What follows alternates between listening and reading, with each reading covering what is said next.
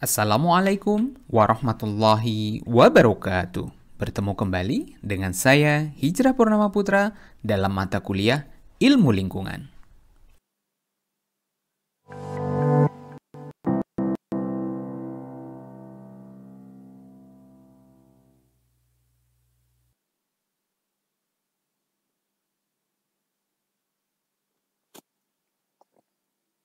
Pada video yang kedua ini, masih dalam mata kuliah Ilmu Lingkungan pada program studi Teknik Sipil, Fakultas Teknik Sipil dan Perencanaan, Universitas Islam Indonesia, pada materi bagian kedua terkait dengan ekologi dan ilmu lingkungan, kita akan membahas area kajian dari ekologi.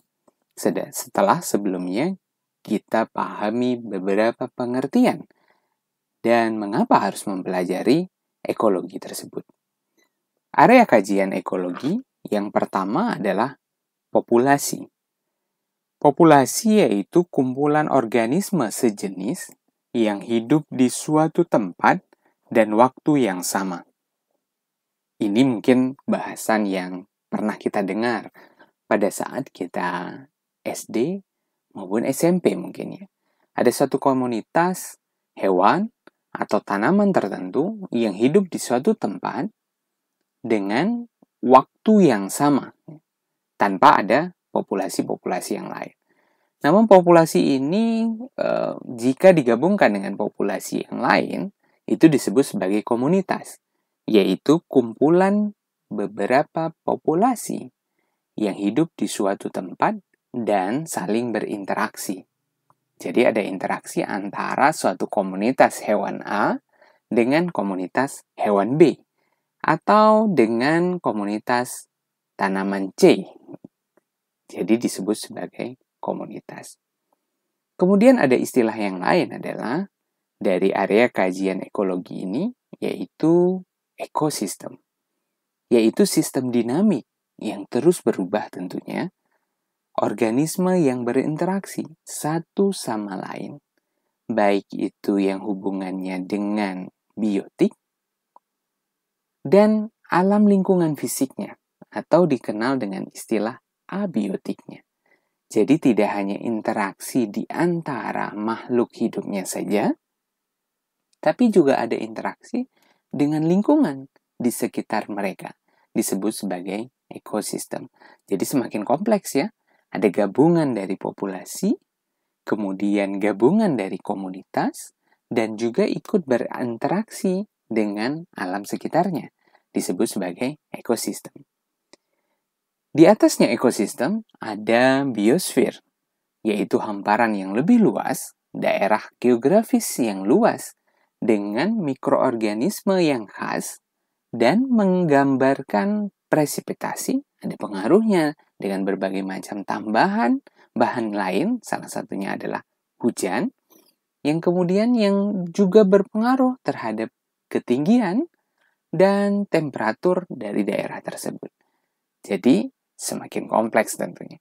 Sebagai calon-calon engineer perencana, kita juga harus memastikan bahwa aktivitas perencanaan yang kita lakukan akan berdampak apa terhadap lingkungan yang ada di sekitar kita.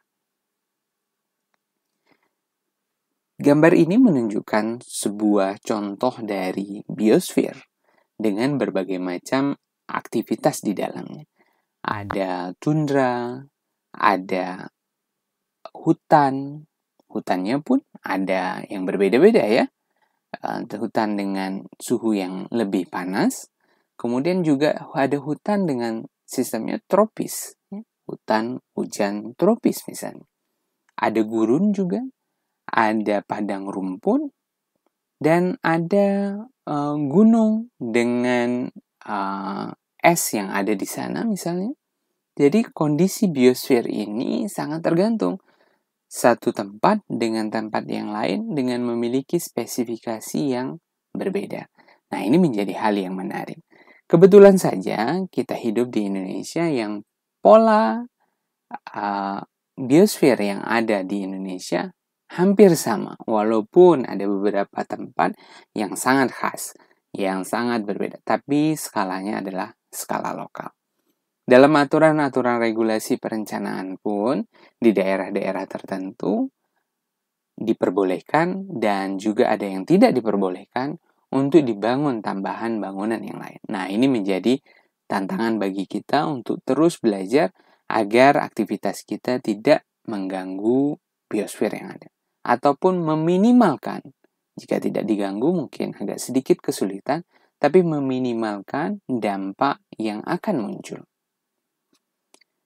Ini juga, gambar ini menunjukkan biosfer yang dipengaruhi oleh tingkat presipitasi dan temperatur. Presipitasi diartikan adalah curah hujan yang muncul. Sumbu bagian bawah menunjukkan semakin ke kanan, tingkat presipitasinya semakin tinggi. Artinya curah hujan semakin tinggi pula. Sedangkan sumbu yang vertikal, semakin ke atas, temperaturnya semakin tinggi. Dan kebalikannya, semakin ke bawah, temperaturnya semakin rendah dan semakin dingin. Kita bisa melihat bahwa ternyata ada hutan tundra, kemudian ada padang rumput, kemudian ada savana, ada tropical rainforest yang ternyata bisa mempengaruhi keduanya ya. Ada yang tingkat presipitasinya sangat rendah, dengan suhu yang sangat rendah pula, berarti ada daerah dengan permanen saljunya. Kemudian ada yang naik sedikit temperaturnya, namun tingkat presipitasinya juga masih rendah. Misalnya ada hutan tundra. Kemudian di atasnya lagi ada grassland. Kemudian ada di atasnya lagi dengan curah hujan yang sangat rendah, tapi temperatur sangat tinggi. Ada gurun pasir. Namun kondisi ideal yang banyak dijumpai di negara-negara berdekatan dengan garis khatulistiwa adalah tropical rainforest. Artinya dari segi temperatur dia berkisar 30 derajat Celcius sampai 20-an atau 15 derajat Celcius dan tingkat presipitasi hujannya berkisar antara 175 sampai 300-an cm per tahunnya.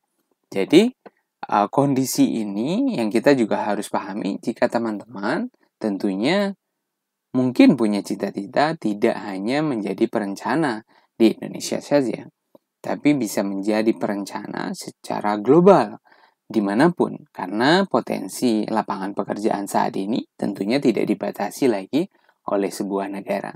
Sangat mungkin lulusan dari UII akan bekerja di negara lain, tidak hanya di Indonesia. Semoga menjadi penyemangat bagi kita semuanya. Gambar ini juga menunjukkan bahwa biosfer juga dipengaruhi oleh ketinggian, baik itu altitude maupun latitude, dan vegetasi di dalamnya. Nah, kita bisa lihat suatu daerah dengan ketinggian yang berbeda akan memiliki karakter vegetasi yang berbeda pula. Permanent ice, kemudian di bagian bawahnya lagi, dengan jenis tanaman yang berbeda-beda. Allah memang maha kuasa, maha perencana yang sangat baik. Bisa merencanakan sedetail-detailnya terkait dengan berbagai macam aktivitas yang ada, walaupun kondisi setiap tempat yang berbeda-beda pula. Kita sering membaca ada tanaman A yang tidak ada di negara lain, tapi ada di negara Indonesia misalnya.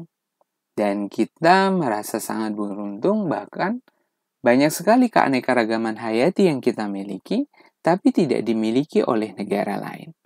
Nah, ini menjadi tantangan bagi kita bagaimana menjaga keanekaragaman hayati tersebut tetap ada, tetap berlangsung, walaupun berbagai macam aktivitas yang kita lakukan. Ingat, ini menjadi tantangan kita bersama.